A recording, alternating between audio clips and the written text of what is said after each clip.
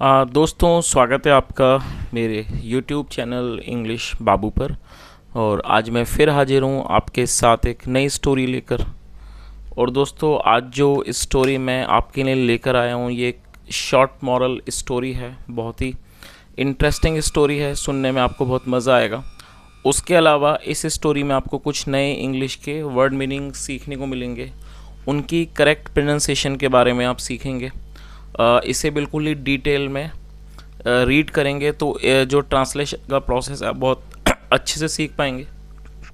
उसके अलावा जो एक एक स्ट्रक्चर है उसे बिल्कुल ही डिटेल में कवर करेंगे। तो चलिए दोस्तों, आज की इस कहानी को हम शुरू करते हैं और सबसे पहले कहानी का टाइटल देखते हैं। कहानी का टाइटल है द टू लेज़ी बर्ड्स। क्या मतलब हुआ? दोस्तों, लेज़ी एडजेक्टिव है जिसका मतलब होता है आलसी, और बर्ड्स मतलब पक्षी। द टू लेज़ी बर्ड्स मतलब कि दो आलसी पक्षी। तो दोस्तों, ये आज की इस कहानी का टाइटल है, शीर्षक है। और अब मैं इसे पढ़ना शुरू करता हूँ। आपसे रिक्वेस्ट है आप कहानी को बिल्कुल ध्यान से सुने, और यदि आज की कहानी में आपको कोई नया वर्ड या फिर नया स्ट्रक्चर देखने को मिले तो आप उसे नोट भी ज़रूर करें। तो चलिए इसको शुरू करते हैं। Once two birds named Cheeky and Mickey lived in a nest। क्या मतलब हुआ? दोस्तों, ये जो हमारा वाक्य है ये पास्ट इंडेफिनिट का अफर्मेटिव वाक्य है। और मोस्ट ऑफ द टाइम ज़्यादातर आप देखेंगे जो स्टोरीज़ वगैरह जो रहती हैं, जो स्टोरियाँ बताई जाती हैं, वो पास्ट इंडेफिनिट में ही होती हैं। और जब हम पास्ट इंडेफिनिट में कोई भी अफर्मेटिव का वाक्य बनाते हैं तो वहाँ वर्ब की सेकंड फॉर्म का प्रयोग किया जाता है, और ये हमारी सेकंड फॉर्म है लिव्ड। लिव मतलब रहना, और ये है सेकंड फॉर्म लिव्ड। और नेम्ड का मतलब होता है नामक। तो इस पूरी लाइन का क्या अर्थ हुआ? वंस एक बार, टू बर्ड्स मतलब कि दो पक्षी, नेम्ड चीकी एंड मिक्की मतलब चीकी और मिक्की नाम के, या कह सकते हैं नामक, लिव्ड रहते थे, इन आ नेस्ट एक घोंसले में। तो इस पूरी लाइन का क्या अर्थ हुआ? A once two birds named Cheeky and Mickey lived in a nest मतलब एक बार चीकी और मिक्की नामक दो पक्षी एक घोंसले में रहते थे। Both of them were very lazy. और दोस्तों, ये जो हमारा वाक्य है ये सिंपल पास्ट का वाक्य है।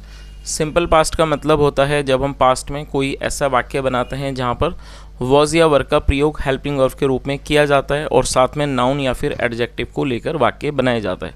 और आपको यहाँ पर ये चीज़ भी नोट करनी है कि जब हम सिंपल प्रेजेंट या फिर सिंपल पास्ट में कोई भी वाक्य बनाते हैं तो वहाँ कभी भी किसी भी तरह की वर्ब का मतलब कि एक्शन वर्ब का प्रयोग नहीं किया जाता है।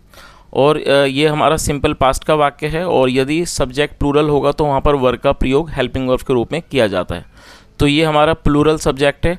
Both of them were very lazy मतलब वो दोनों बहुत आलसी थे।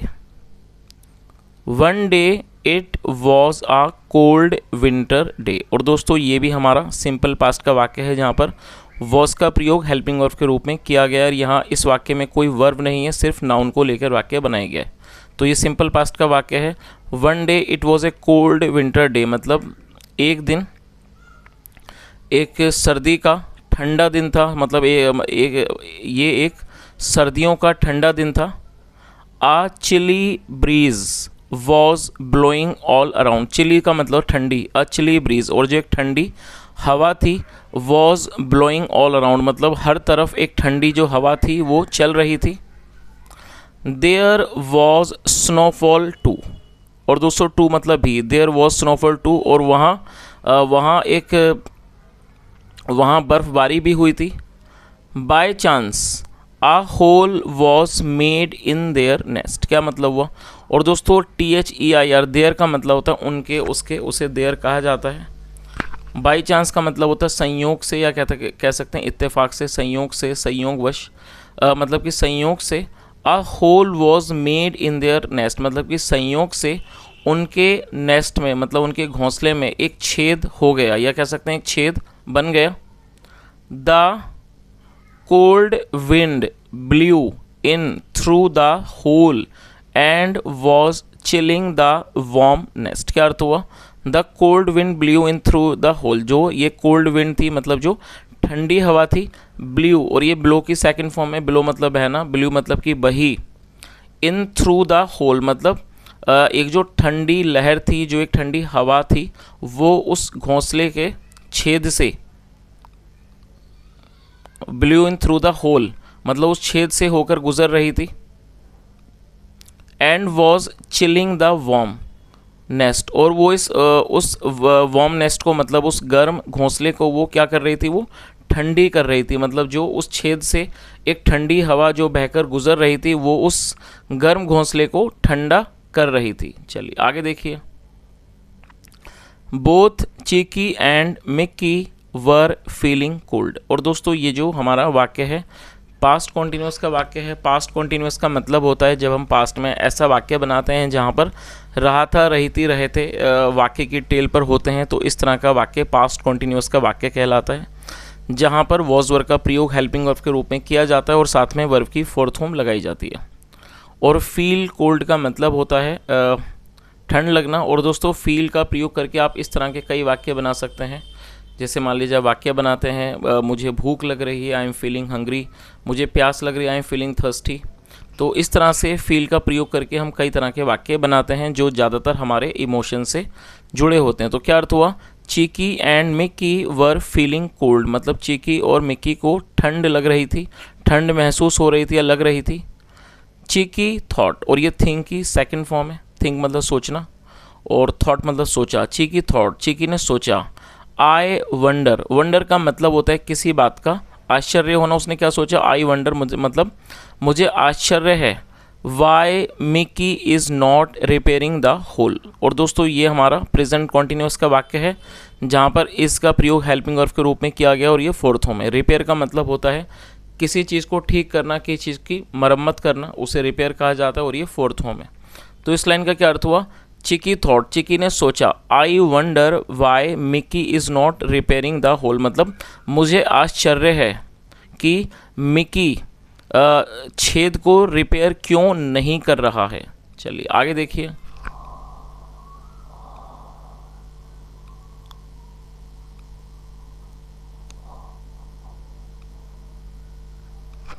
On the other hand, on the other hand का मतलब होता है दूसरी तरफ, ऑन द अदर हैंड मतलब कि दूसरी तरफ। मिक्की थॉट, मिक्की ने सोचा। Cheeky is very lazy, why is she not repairing the hole. क्या अर्थ हुआ, ऑन द अदर हैंड मतलब कि दूसरी तरफ। मिक्की थॉट, मिक्की ने सोचा, क्या उसने क्या सोचा, चिक्की इज़ वेरी लेजी, मतलब जो चिक्की है वो बहुत आलसी है।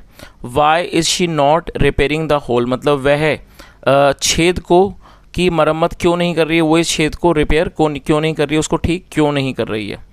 चलिए तो दोस्तों यहाँ तक कहानी आपको अच्छे से समझ आई गई होगी। ये जो दोनों पक्षी हैं चिकी और मिकी नाम के, जो दोनों ही आलसी हैं, और जब उनके गर्म घोंसले में छेद हो गया तो दोनों एक दूसरे को के बारे में एक दूसरे को ही आलसी समझ रहे हैं, और वो दोनों एक दूसरे के बारे में सोच रहे हैं कि वो इस छेद को रिपेयर क्यों नहीं कर रहा है, लेकिन उनमें से कोई भी इस काम को नहीं कर रहा है। चलिए आगे देखिए।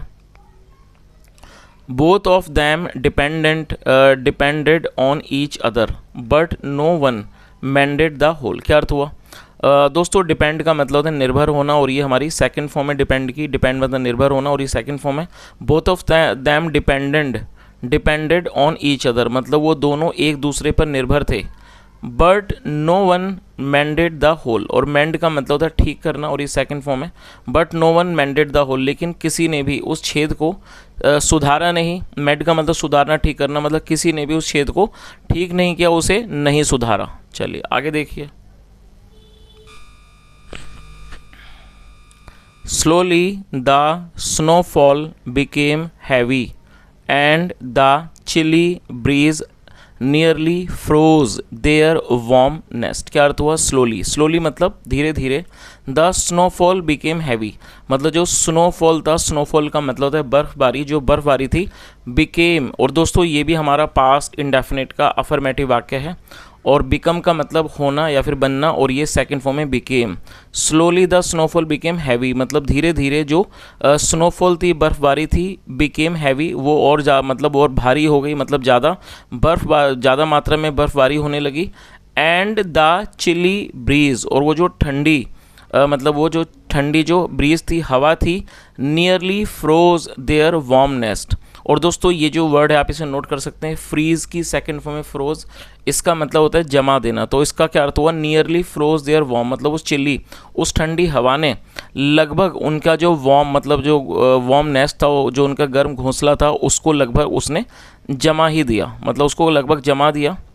Slowly the snow flakes entered the nest through the hole. क्या अर्थ हुआ, स्लोली मतलब धीरे धीरे, the snow flakes, snow flakes का मतलब होता है बर्फ़ के छोटे छोटे टुकड़े, जो बर्फ़बारी होती है उसके जो छोटे छोटे टुकड़े गिरते हैं उन्हें स्नो फ्लैक्स कहा जाता है, और ये प्लूरल है। तो क्या अर्थ हुआ, स्लोली धीरे धीरे, द स्नो फ्लैक्स जो बर्फ़ के टुकड़े थे, एंटर्ड द नेस्ट, वो entered the nest through the hole, वो उस छेद के माध्यम से, उस छेद से उस घोंसले के अंदर मतलब प्रवेश कर गए, घुस गए, मतलब उसमें घुस गए। Slowly the snow flakes entered the nest through the hole, मतलब धीरे धीरे उस छेद के माध्यम से जो बर्फ़ के टुकड़े थे वो उसके उस घोंसले के अंदर चले गए, उसमें घुस गए। The lazy birds were shivering with cold. और दोस्तों शिवर का मतलब होता है कांपना। The lazy birds were shivering with cold, जो ये आलसी पक्षी थे वो ठंड से कांप रहे थे। But no one did the work, लेकिन किसी ने भी काम नहीं किया। बाय मॉर्निंग, बाय मॉर्निंग मतलब कि सुबह तक, both the birds had shivered to death due to their laziness. क्या अर्थ हुआ, और दोस्तों ये जो हमारा वाक्य है, इस वाक्य में हैड के साथ वर्ब की थर्ड फॉर्म यूज़ की गई है। हेड के साथ थर्ड फॉर्म का प्रयोग किया गया। तो जब किसी वाक्य में हेड के साथ वर्ब की थर्ड फॉर्म का प्रयोग किया जाता है तो इस तरह का जो वाक्य है वो पास्ट परफेक्ट का वाक्य कहलाता है। तो इस लाइन का क्या अर्थ हुआ, बाय मॉर्निंग मतलब कि सुबह तक, both the birds had shivered to death, मतलब सुबह तक दोनों पक्षियों की ठंड के कारण, मतलब कि ठंड में कांपने के कारण मौत हो चुकी थी, या मतलब उनकी मृत्यु हो गई थी। Due to their laziness, due to मतलब की वजह से, ड्यू टू देयर लेजीनेस उनके आलसीपन के कारण। चलिए, तो दोस्तों इस तरह से ये स्टोरी थी, और मैं उम्मीद करता हूँ कि वैसे इस कहानी का मॉरल नहीं है, लेकिन आपको ये कहानी अच्छे से समझ आई गई होगी। जो इस कहानी का जो मॉरल है वो हमें यही शिक्षा देता है कि यदि हम अपना आलसपन नहीं छोड़ते हैं तो हमें आगे चलकर कोई ना कोई परेशानी या फिर संकट का सामना करना होता है। तो ये जो कहानी है इसका जो मॉरल है वो यही मॉरल है कि हमें कभी भी आलस नहीं करना चाहिए और हमें मेहनत करनी चाहिए। और यदि हम आलस नहीं करेंगे तो हम छोटी छोटी जो हमारी चीज़ें हैं उन्हें बड़ी आसानी से फेस कर सकते हैं और हर समस्या का हम समाधान भी कर सकते हैं। चलिए दोस्तों, ये कहानी यहाँ ख़त्म होती है। अब मैं आपको दो वर्ड दूंगा, आपको उनको वाक्यों को उन दोनों वर्ड्स को यूज़ करके 2 सेंटेंस बनाने और आपको कमेंट सेक्शन में बताना है, तो आप उन्हें नोट कर लीजिए।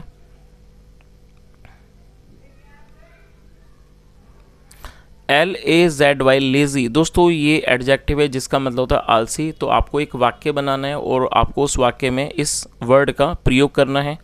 और दूसरा वर्ड मैं आपको वर्ड देता हूँ, दूसरा है लेजीनेस। और दोस्तों LAZINESS, लेजीनेस, लेजीनेस एक नाउन है जिसका मतलब होता है आलस।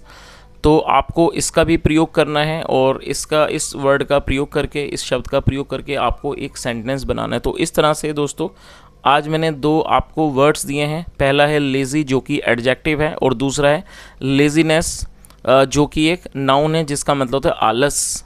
लेजीनेस मतलब आलस और लेज़ी मतलब आलसी। तो दोस्तों आपको इन दोनों शब्दों का प्रयोग करना है और आपको 2 वाक्य बनाने हैं और कमेंट सेक्शन में उन्हें बताना है। यहाँ तक सुनने के लिए thank you so much. Have a nice day and bye.